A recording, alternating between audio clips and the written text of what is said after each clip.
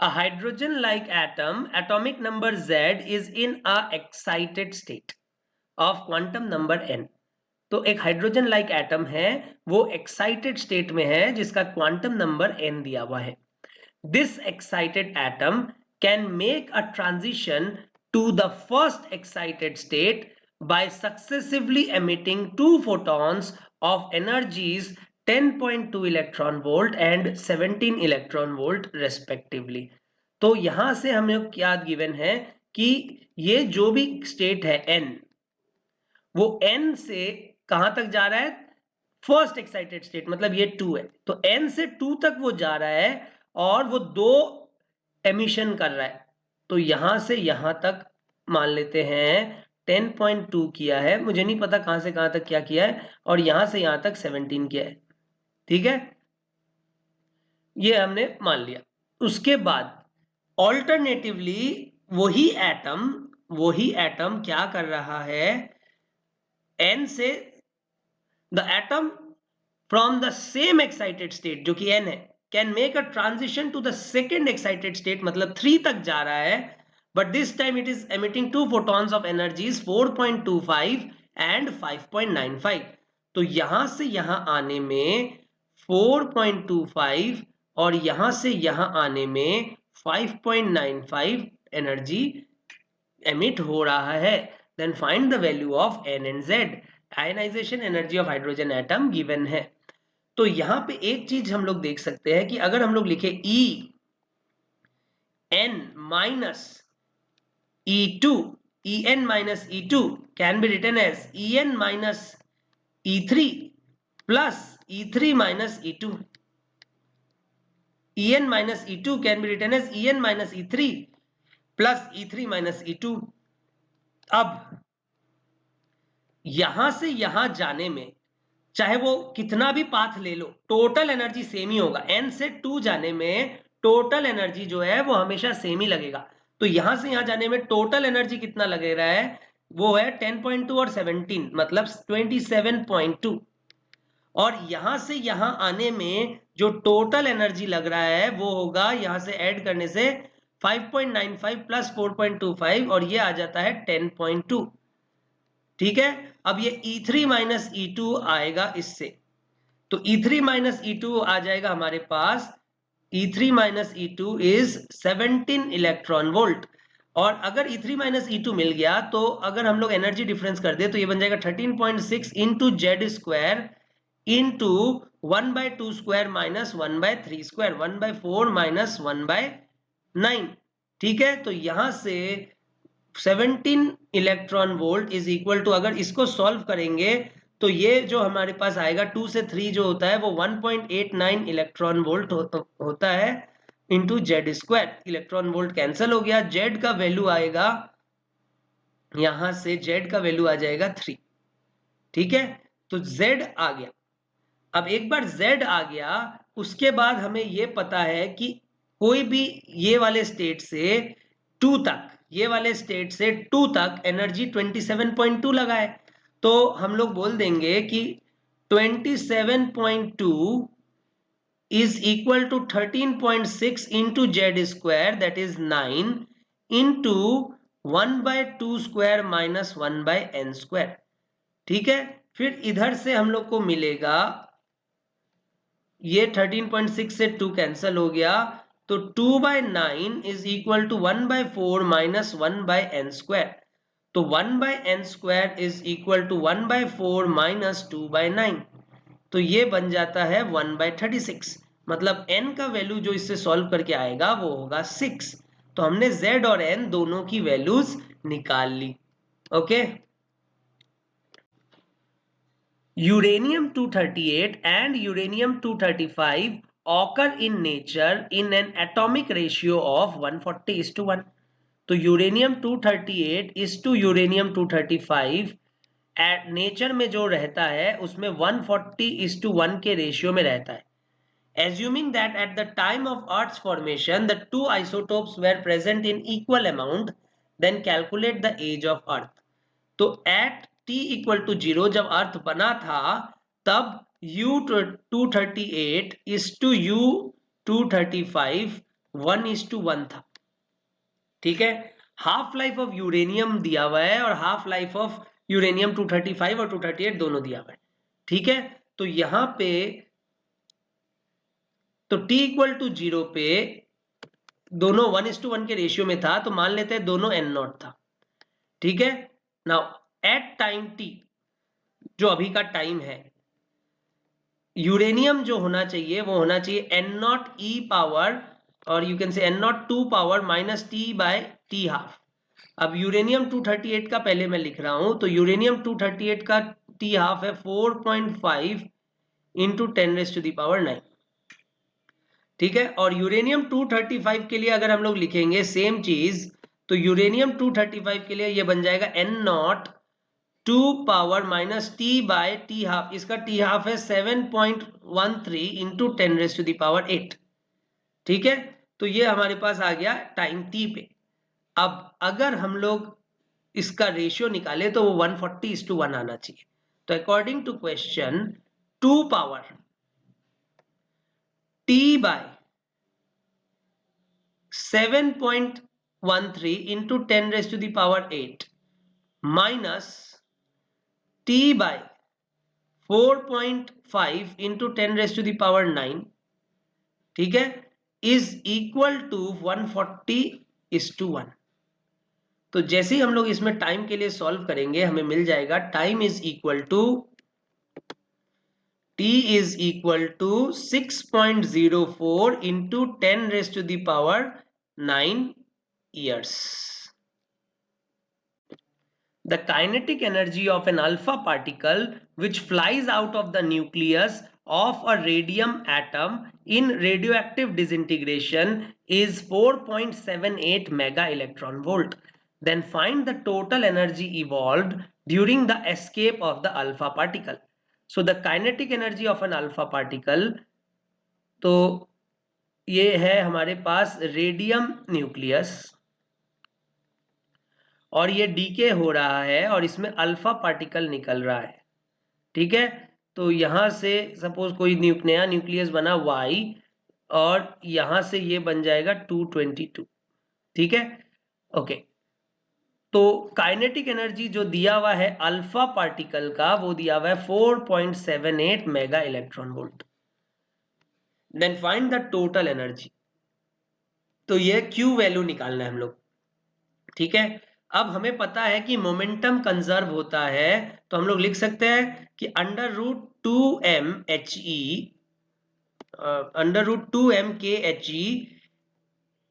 Plus या is equal to √2m, ये mass of helium है और ये मास ऑफ वाई है जो भी वाई बना है यहाँ पे।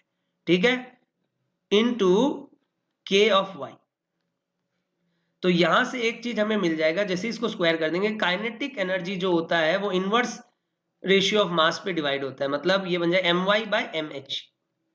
तो ये काइनेटिक एनर्जी का रेशियो का डिस्ट्रीब्यूशन, और दोनों का एडिशन जो आएगा kinetic energy of He plus kinetic energy of Y जो होगा Q होगा। तो हमें ये Q पूछा गया है, तो जैसे ही हम लोग इसको सॉल्व करेंगे तो यहां से हम लोग को मिल जाएगा काइनेटिक एनर्जी ऑफ He। इन दोनों इक्वेशन को जैसे ही सॉल्व करेंगे तो kinetic energy of He will be equal to my/my plus mhe multiplied by Q होता है। अब क्वेश्चन में ये सारा दे दिया है, kinetic energy of helium nucleus दिया है 4.78, mass of Y mass number से रिप्रेजेंट करेंगे तो ये बन जाएगा 222, और इन दोनों का एडिशन से क्या आ जाएगा 226 इंटू Q। मतलब Q वैल्यू जो आएगा या जो एनर्जी रिलीज आएगा वो आएगा 226 into 4.78 divided by 222 mega electron volt, and that will come out to be 4.87 mega electron volt. In this question, it is given that a small bottle contains powdered beryllium and gaseous radon, which is used as a source of alpha particle. ठीक है, तो radon is used as a source of alpha particle. Neutrons are produced when alpha particle of the radon react with beryllium. The yield of this reaction is 1 by 4000. That is only one alpha particle out of the 4000 induces a reaction. Then find the amount of radon 222 originally introduced into the source if it produces 1.2 into 10 raised to power 6 neutrons per second after 7.6 days. The half-life of radon is 3.8 days. So हमारे पास radon है और ये radon जो है ये alpha decay कर रहा है, ठीक है।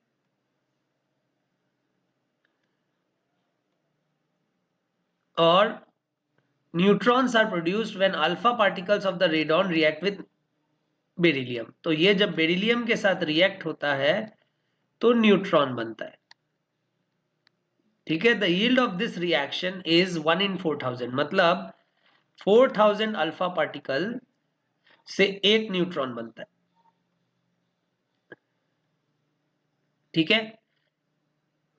और क्वेश्चन में गिवन है कि after 7.6 days, after 7.6 days 1.2 into 10 raise to the power 6 neutrons बन रहा है एक सेकेंड में, ठीक है। और टी हाफ का वैल्यू है 3.8 डेज। दैट मीन्स कि 7.6 डेज में जो न्यूक्लियस है रेडॉन का वो n0 बाय 2 स्क्वायर हो जाएगा, क्योंकि 7.6 डेज मतलब 2 हाफ लाइफ, ठीक है। That is n0 by 4 where n0 is the initial number of radon nucleus, और यही हमें निकालना है, initial number of radon nucleus, ठीक है। अब ये n0 बाय 4 आ गया हमारे पास, इस टाइम के बाद इतना न्यूक्लियस है, तो इस टाइम पे उसका एक्टिविटी कितना होगा, तो एक्टिविटी हो जाएगा लैम्डा इंटू n0 बाय 4, ठीक है। इतना इसका एक्टिविटी है, मतलब इतना डीके पर सेकेंड हो रहा है। अब जितना डीके हो रहा है उस 4000 अल्फा पार्टिकल बनने से एक न्यूट्रॉन बनता है, तो इतना डीके हो रहा है, तो इंटू 1 बाय 4000 अगर हम लोग कर दे तो ये मिल जाएगा कितना न्यूट्रॉन बन रहा है per second, that is 1.2 into 10 raise to power 6,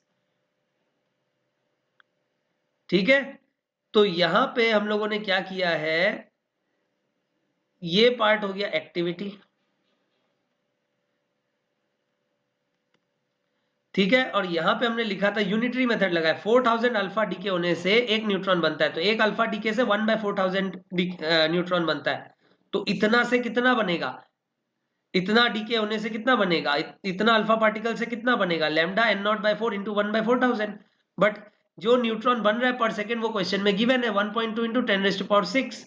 सो यहां से हम लोग सॉल्व कर लेंगे फॉर n0, तो लैम्डा को हम लोग लिख देंगे ln2 बाय टी हाफ, और सेकेंड में लिखना है क्योंकि ये पर सेकेंड है, तो यहाँ पे हम लोग लिख देंगे T half is 3.8 into 86400, because 1 day is 86400 seconds. तो ये जैसे ही यहाँ पे पुट कर देंगे हमारे पास n0 का वैल्यू आ जाएगा, and that will be equal to 9.095 into 10 raise to the power 15। तो इतना नंबर ऑफ न्यूक्लियस है। अब अगर इसको मास में निकाले तो हमें पता है एवोगाड्रोस नंबर अगर न्यूक्लियस होता है तो उसका मास होता है molar mass, that is 222 grams, ठीक है। तो यूनिट मास के लिए, यूनिट मॉलिक्यूल के लिए 220 डिवाइडेड बाय 6 इंटू 23 ग्राम्स, ठीक है। और अगर इतना न्यूक्लियस है तो ये बन जाए 9.095 into 10 raise to the power 15, इतना न्यूक्लियस है तो ये बन जाएगा 222 divided by 6 into 10 raise to power 23 multiplied by 9.095 into 10 raise to power 15। तो ये अप्रोक्सीमेटली आ जाएगा 3.3 into 10 raise to the power -6 grams.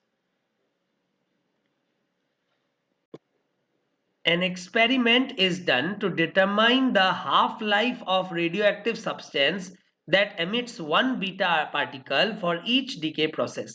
मतलब एक डीके में एक बीटा पार्टिकल एमिट हो रहा है। Measurement show that at an average of 8.4 beta particles are emitted each second by 2.5 milligram of the substance. The atomic weight of the substance is 230. Then find the half life of the substance. तो यहाँ पे हमने 2.5 milligram लिया है। अब 230 ग्राम मतलब कितना molecules होगा या कितना न्यूक्लियस होगा?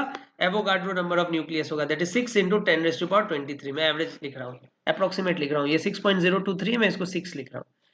तो यूनिट मास के लिए ये बन जाएगा 6/230 × 10⁻23। तो ये 2.5 मिलीग्राम है, मतलब 2.5 × 10⁻³ ग्राम्स के लिए ये बन जाएगा 6/230 × 10⁻23 इंटू 2.5 × 10⁻³ ग्राम्स। ठीक है, तो यहां से हमारे पास आ जाएगा दिस इज इक्वल टू 6.5 × 10⁻18। ठीक है, तो ये नंबर ऑफ न्यूक्लियस हो गया, इतना नंबर ऑफ न्यूक्लियस हमारे पास है। ठीक है, अब measurement shows that at an average 8.4 beta particles are emitted each second. एक सेकेंड में इतना बीटा पार्टिकल एमिट हो रहा है, मतलब इतना डीके हो रहा है, तो ये रेट ऑफ डीके है। ठीक है, अब रेट ऑफ डीके क्या होता है? Lambda into N. तो इसका मतलब rate of decay is 8.4 is equal to lambda. Now lambda is ln2 divided by t half, ठीक है, मल्टीप्लाइड बाय 6.5 × 10⁻18। तो यहां से हम लोग को जो मिलेगा t half is equal to ln2 × 6.5 divided by 8.4 into 10⁻18 seconds, and this is equal to 5.3 into 10⁻17 seconds, and this can also be written as 1.7 into 10⁻10 years। ठीक है, तो यही पूछा था यहाँ पे half life of the substance. In this question, it is given that a wooden piece of great antiquity weighs 50 gram. So weight 50 grams दिया हुआ है इस wooden antiquity का, and shows the C14 activity of 320 disintegration per minute. So 320 disintegration per minute हो रहा है। ठीक है, तो पर ग्राम अगर 50 ग्राम का 320 डिसइंटीग्रेशन पर मिनट है, तो 1 ग्राम का 320 divided by 50 disintegration per minute होगा, and that will be equal to 6.4 disintegration per minute. ठीक है, estimate the length of the time which has elapsed since this wood was part of a living tree, assuming that the living plant shows a C14 activity of 12 disintegration per minute per gram। तो initial activity जो है वो हो given है, initial activity is 12 disintegration per minute, but अभी जो current activity है, current activity is 6.4 disintegration per minute. ठीक है, तो अब हम लोग एक्टिविटी वाला फॉर्मूला लगा सकते हैं, A is equal to A0 2⁻t by t half, और A का वैल्यू 6.4, A0 का value 12, 2⁻t by t half का वैल्यू दिया हुआ है 5730 years.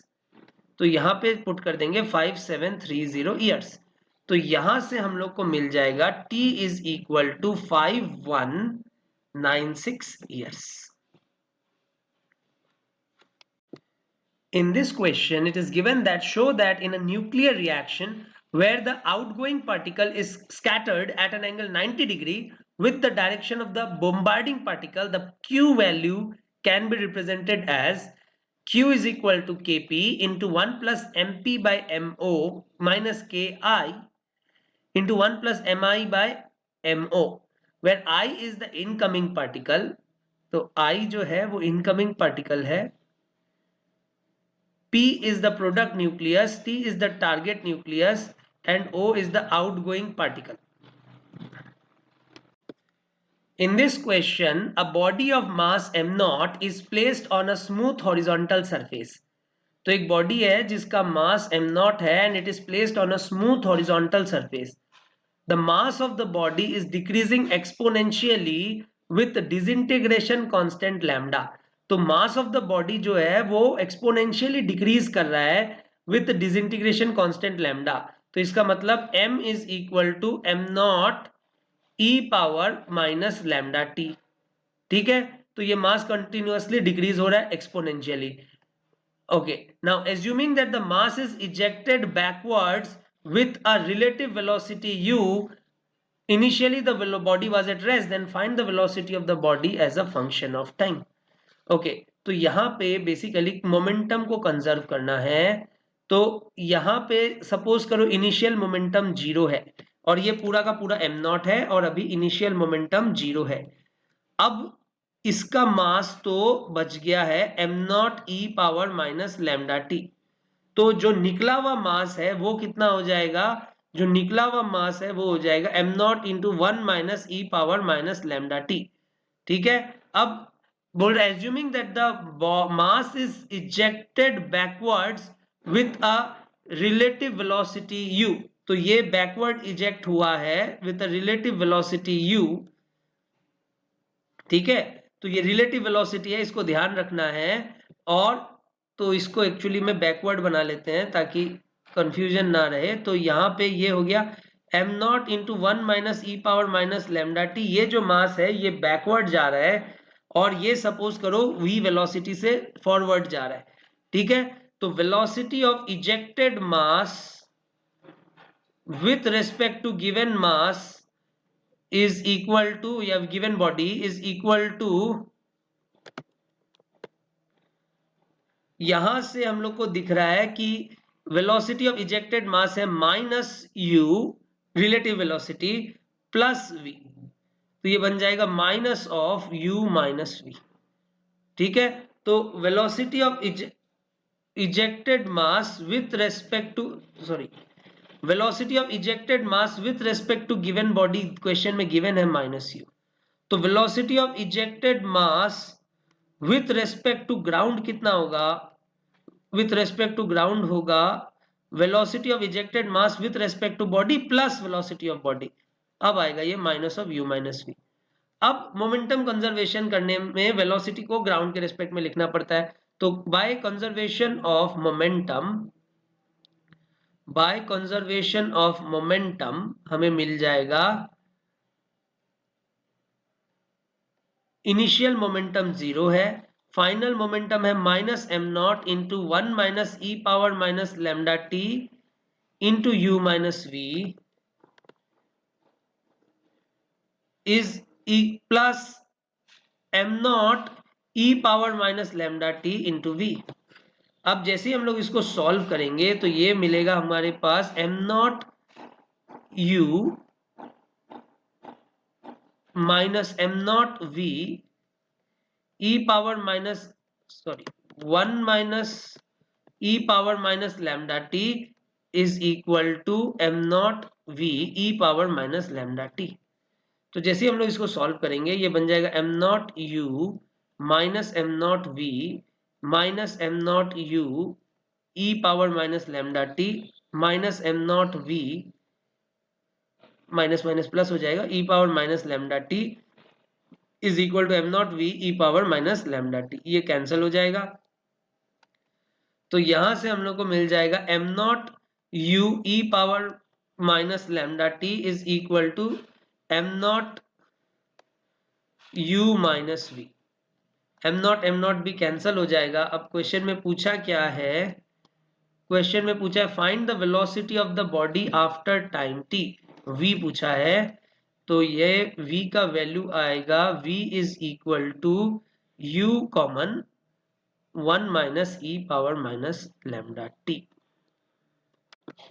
In this question it is given that a radionuclide with disintegration constant lambda is produced in a reactor at a constant rate alpha nuclei per second.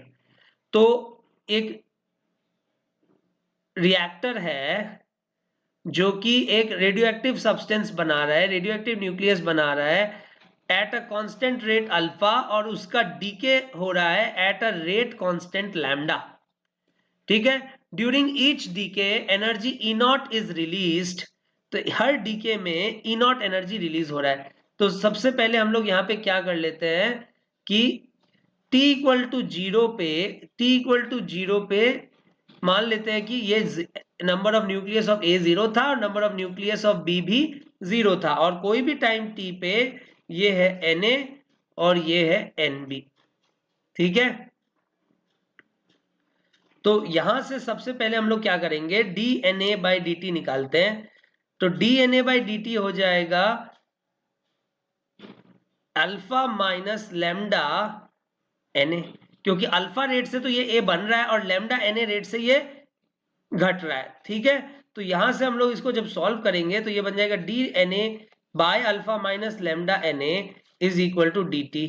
Integrate कर देंगे तो t equal to 0 पे Na का value 0 था और t equal to t पे वो Na है।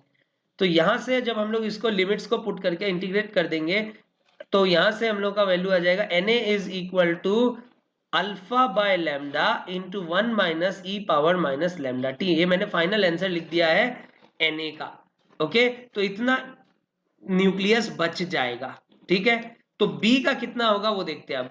Number of nucleus of B, अब पहले तो कुछ भी नहीं था, अब रिएक्टर से अल्फा रेट से बन रहा है तो कोई भी टी टाइम के बाद टोटल न्यूक्लियस कितना बन जाएगा, alpha T. Total nucleus alpha multiplied by T बन जाएगा, क्योंकि पहले कुछ भी नहीं था, अल्फा रेट से बन रहा है, इसका मतलब यूनिट टाइम में अल्फा बन रहा है तो टी टाइम में अल्फा टी बनेगा। तो टोटल न्यूक्लियस किसी भी इंस्टेंट पे अल्फा टी होगा।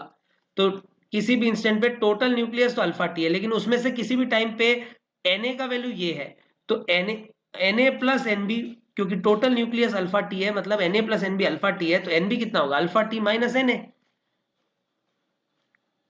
तो ये हो गया हमारे पास Nb। अब इस क्वेश्चन में क्या दिया है कि ई नॉट एनर्जी यहां से रिलीज हो जाता है और उसका जो 20% एनर्जी है that is utilised in increasing the temperature of the water. Then find the increase in temperature of mass m of water in time t। तो इससे जो अब एनर्जी निकला है वो देखना होगा कितना है। तो एनर्जी तो दे ही दिया है क्वेश्चन में, ई नॉट, ठीक है। अब ई नॉट का सिर्फ 20% यूटिलाइज हो रहा है, ठीक है। ओके, अब यहां पे देखना, number of nucleus of B, number of nucleus of B is equal to the number of nucleus of A decayed, number of nucleus of A decayed. तो मतलब किसी भी टाइम टी तक इतना न्यूक्लियस ऑफ ए डीके हो जाता है, इतना न्यूक्लियस डीके हो जाता है, हर डीके से ई नॉट एनर्जी रिलीज होता है। तो total energy in time T, total energy in time T will be equal to alpha T minus alpha by lambda into 1 minus E power minus lambda T, ठीक है। ये हो गया total number of nucleus जो कि DK हो रहा है ए का बी में, ठीक है। तो total energy is this multiplied by E not, क्योंकि एक डीके से ई नॉट तो इतने डीके से इतना multiplied by E not. Now this energy का 20% वाटर को हीट कर रहा है, तो इसका मतलब इसका 20% of total energy is 20/100 E not into alpha t minus alpha by lambda into 1 minus e power minus lambda t, and this will be equal to ms delta t, capital T। ये T temperature है, ठीक है।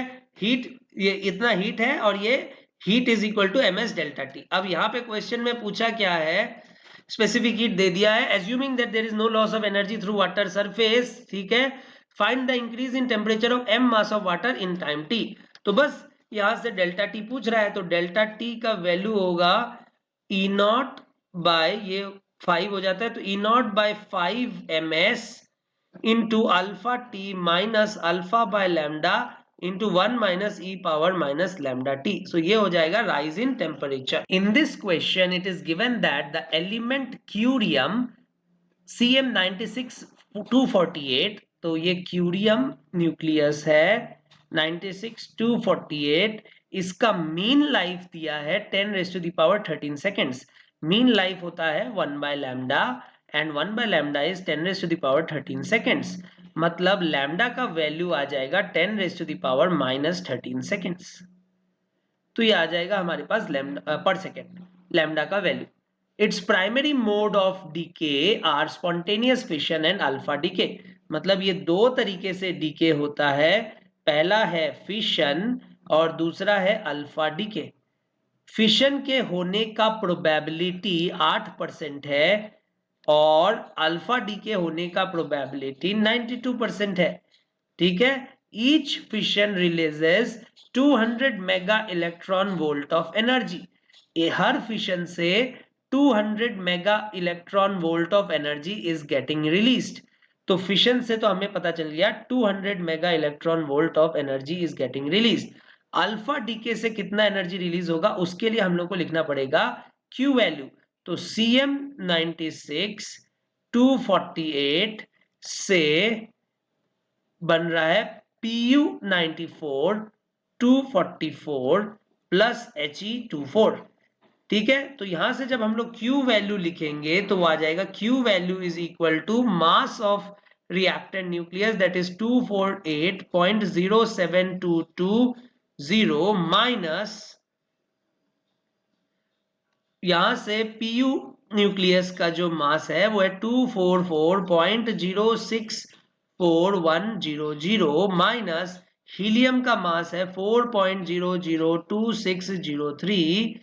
ये हो जाएगा Q value multiplied by C square. So 1 AMU into C square का value दिया हुआ है 931 मेगा इलेक्ट्रॉन वोल्ट. तो यहां से Q का वैल्यू आएगा 0.005517 multiplied by 931 mega electron volt and this will come out to be 5.136 mega electron volt. एक बार ये Q वैल्यू आ गया तो यहाँ पे मैं लिख देता हूँ इसका एनर्जी रिलीज एक अल्फा डीके रिएक्शन से 5.136 मेगा इलेक्ट्रॉन वोल्ट है. अब हमारे पास total number of atoms given है 10⁻20. तो 10⁻20 एटम्स है तो डीके कांस्टेंट कितना होगा, रेट ऑफ डीके कितना होगा. डीके रेट होगा decay constant that is 10⁻13 multiplied by number of atoms that is 10⁻20. 10⁻7 decay per second हो रहा है. ठीक है. अब इतना डीके हो रहा है एक सेकेंड में, लेकिन इसका सिर्फ 8% फिशन है और 92% अल्फा डीके है. तो पहले तो फिशन से कितना एनर्जी रिलीज होगा वो निकाल लेते हैं. तो फिशन से जो एनर्जी रिलीज होगा that will be 8/100 into 10⁻7 into 200 mega electron volt and that will come out to be 16 into 10⁻7 mega electron volt per second.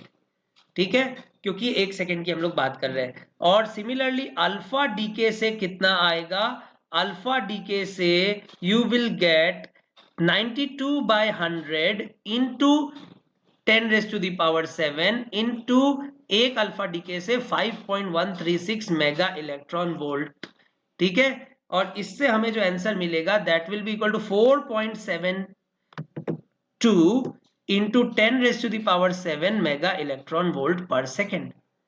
तो जो हमारे पास टोटल एनर्जी आएगा, total energy will be equal to 20.72 into 10⁻7 mega electron volt per second.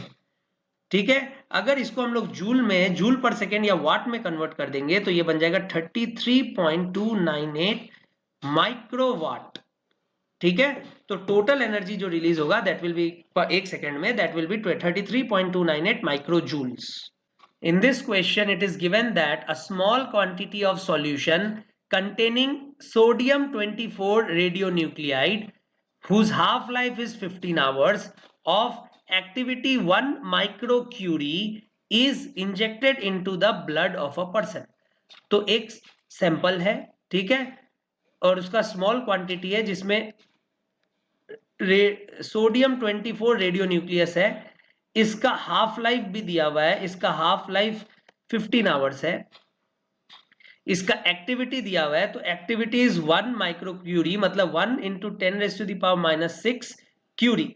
Now 1 curie is 3.7 into 10⁻10 disintegration per second.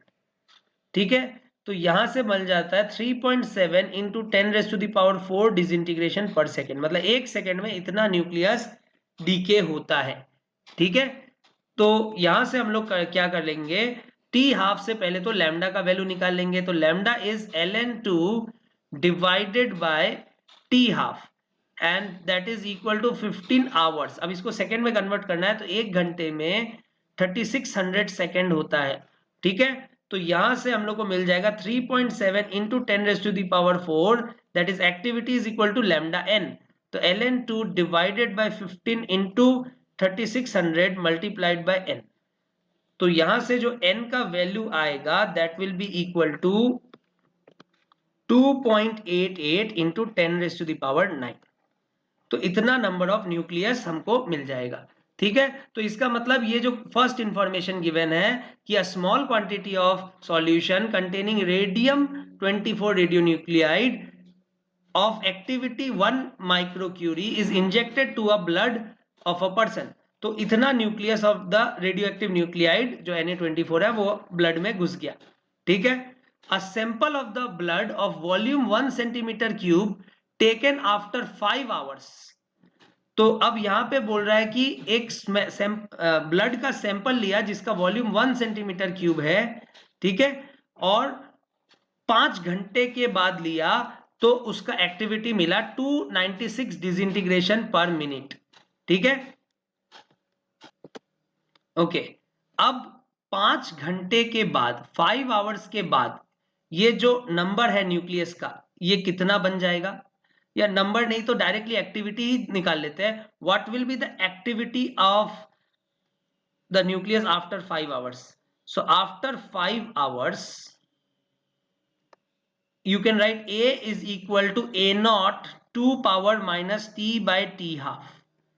ठीक है, तो A जो activity है, इनिशियल एक्टिविटी है 3.7 into 10⁻4 multiplied by 2 power minus 5, क्योंकि टाइम 5 आवर्स दिया है और हाफ लाइफ 15 आवर दिया हुआ। ठीक है, तो यहां से हमें मिल जाएगा A is equal to 3.7 into 10⁻4 into 2 power minus 1/3।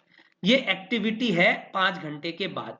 अब हमने क्या किया है, यहां पे हमने 1 सेंटीमीटर क्यूब सैंपल लिया है खाली। ठीक है, 1 सेंटीमीटर सैंपल लिया है और उसका जो एक्टिविटी मिला है वो है 296 डिसइंटीग्रेशन पर मिनट 5 घंटे के बाद।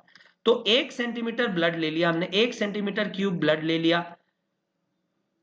ये 1 सेंटीमीटर क्यूब ब्लड का हमें एक्टिविटी देखा है, the activity is 296 disintegration per minute, 296 disintegration per minute, पर मुझे तो चाहिए डिसइंटीग्रेशन पर सेकेंड, तो 296 divided by 60 disintegration per second.